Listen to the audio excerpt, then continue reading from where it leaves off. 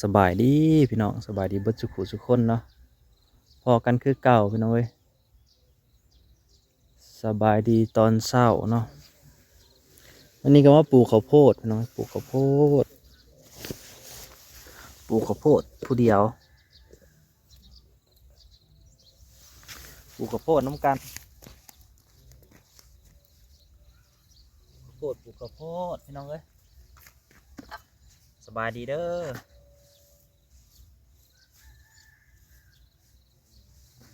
จักปลูกฮอดไซเลยลืมเลยข้าวโพดว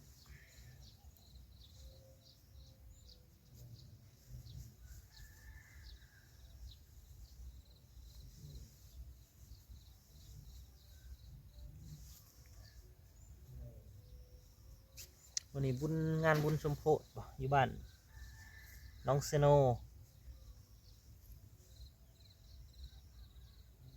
ข้าวโพดก็ห้าก็ได้ลงหน่อยแด่โดนพุดอันนี้บ่ทันแหละแล้วก็มีโอกาสอันได้ลงข้าวโพด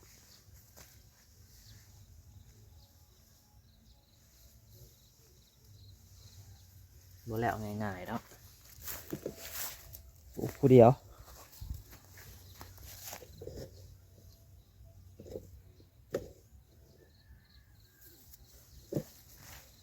แดดส่องเนาะกระสวนเขาปลูกกระโพดน้ำกัน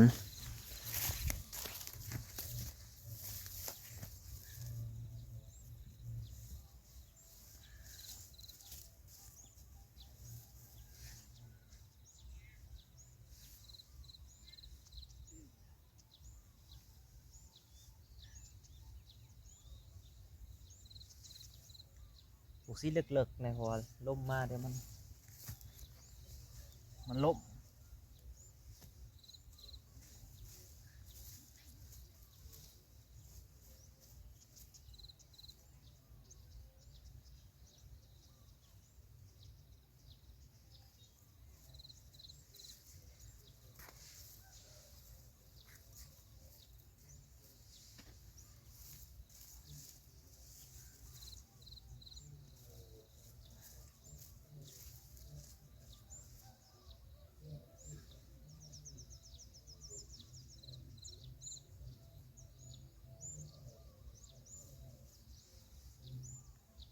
แล้วก็หดไปหน่อยปีนี้สิเป็นอะไรแล้วกระโพดสิงามอยู่ป่ะ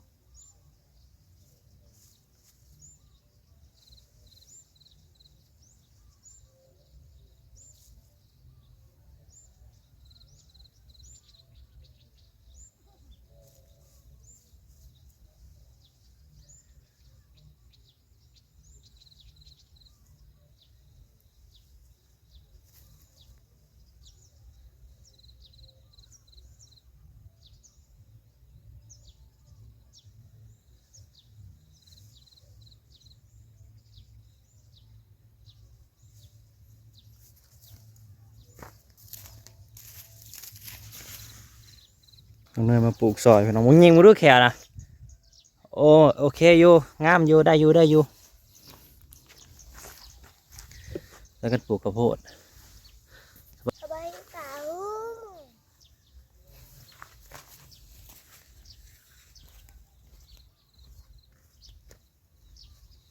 เราปลูก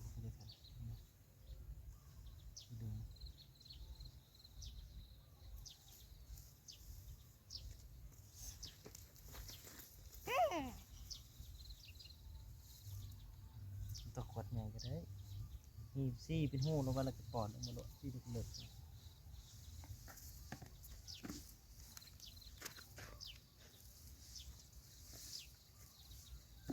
ลูกสวนกับน้องเนยหมดที่เหมือนที่ปลูกกันข้าวโพดเอา ก็เหม็นปากกระโปดเนี่ยก็มีปากกระโปดนี่นะ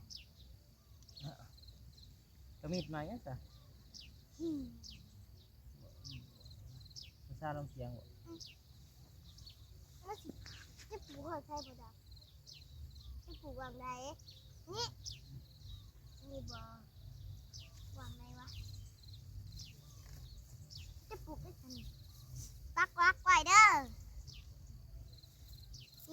ไม่ปลูกตัวผูมา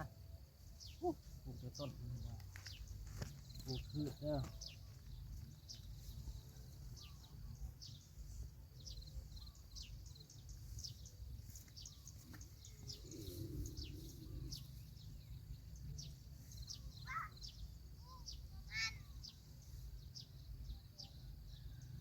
เราเงาเติบอยู่ประมาณ2 คืบหน่อยนึงก็ได้คืบปลาย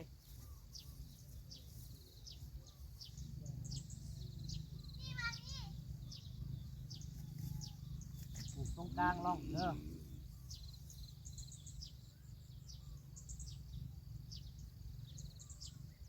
เดือนบุกนะ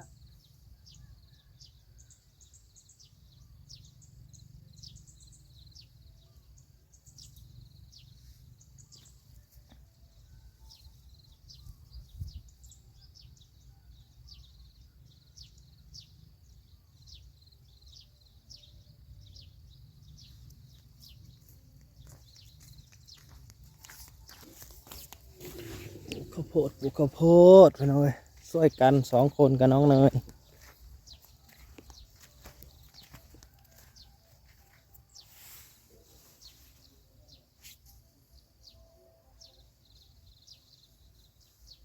แดดออกมาล่ะ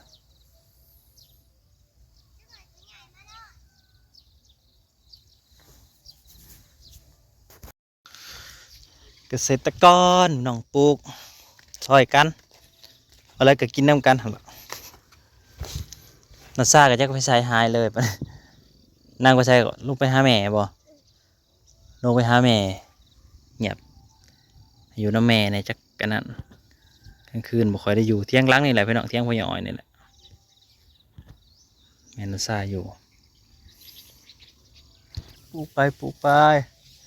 ลืมซื้อปุ๋ยมาห้องผืนสมบูรณ์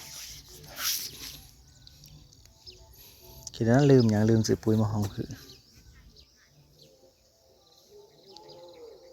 ใส่ไป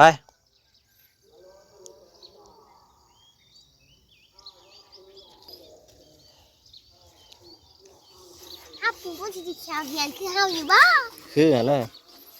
โอ้พวกแคลเฮียน นักแคลเฮียนบ้างมองบุแคลเฮียนบ่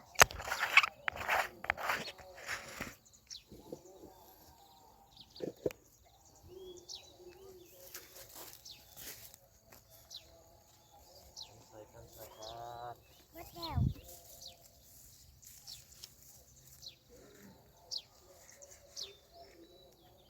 อยากกลับไปร้านมันสิ ปลูกข้างใดแน่แหละคือ แล้วปุ๋ยกับบริซื้อมาสุดท้าย ฮะ ใช่กับปุ๋ยกับบริซื้อมาโห้ย อ้าวไม่ใช่ปุ๋ยจับไม่ใช่เลย ถ้าอันนี้มันกับปลูก ไม่ใช่เลยทงเสือจ้ะปลูกเสือ อ้าวไปเห็นยัง ฮะ ไปเห็นยัง ข้าวโพดอันนี้ นี่นะนี่ อันน้อยๆน่ะ ถ้าใส่ไปแบบละลายหนึ่งได้ได้คู่หนึ่ง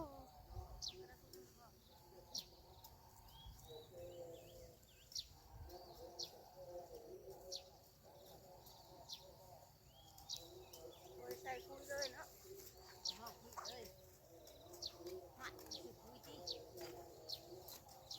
มาเล่นได้แต่สิว่าหวานซากลงเทียงออกมาเลยบ่แข็งเนาะหยอกอยู่บ่ มันบ่ฮอดเนาะมันบ่อบบ่ยังจับ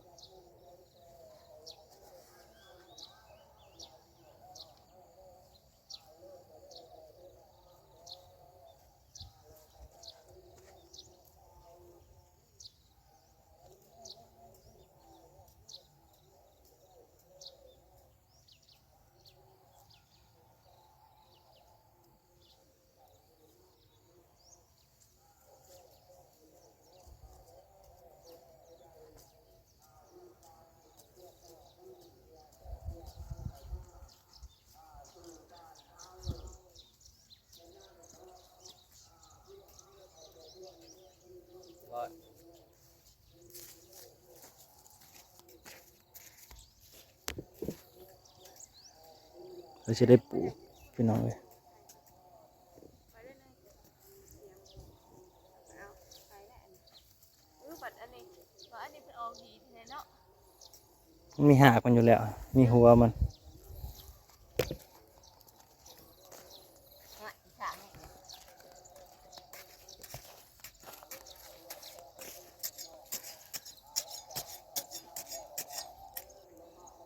จิพ่อยพ่อนาย หัวก็โคกเสียใหม่เลย ย่างอยู่บ่ หัวจะมันเลื้อยเสียไรก็คือยังแบบหัวที่เลื้อยไปจากเห็ดแต่ก็จะมันบุก จะปลูกทีแล้วได้อปลูกสีห่างนี่ก็ได้ทีแล้วมันบุค่อยงามแล้วจะคืบกว้างๆหนึ่ง บัว ปลูกที่ลึกๆเนี่ยกันมันล่มนะ แหน่ขึ้นมาเนาะ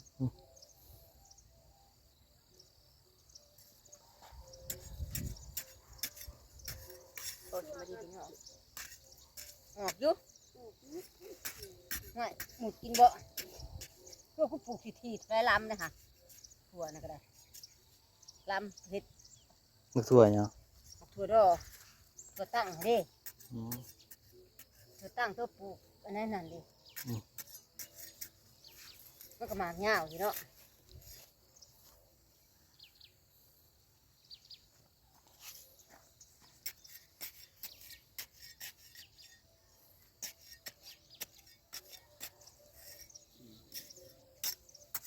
งอพักลงหอดหลุมมาทั้งว่าบ่ ขึ้นปล่อยลงหนูใส่ลงข้าง แต่ต้องมากับพอดีเปลงน้ำโซลาร์เซลล์โฮดเลยใส่บัวโฮดเลย เดี๋ยวเอาไห้มาไว้นี่ให้ตัวกวบอยู่นะ เมื่อท่านเข็ดหล่องสับหล่องเอาน้ำเขาอะ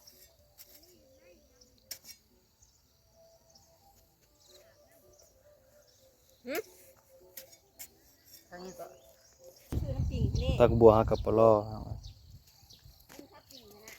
แล้วก็เอาขี้หมูมาโหยวันโหยมันก็งามเองมันดอกหมูก็ยังว่าพ่อ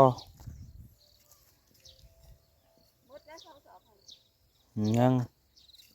หมูทันมาโหยให้มันขึ้นยาวกว่านี้จังนะเอามาโหย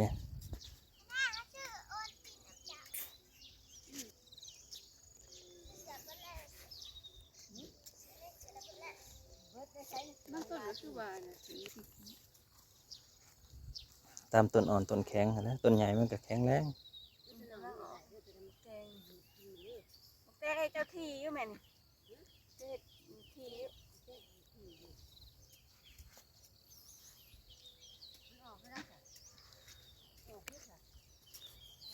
นั่นแหละพี่น้องช่วยกันปลูกมันแล้ว แต่ทราบแล้วยังผมมานำเลยทราบ ขอบคุณนะลาที่มารับชมพี่น้องพอกันใหม่เด้อ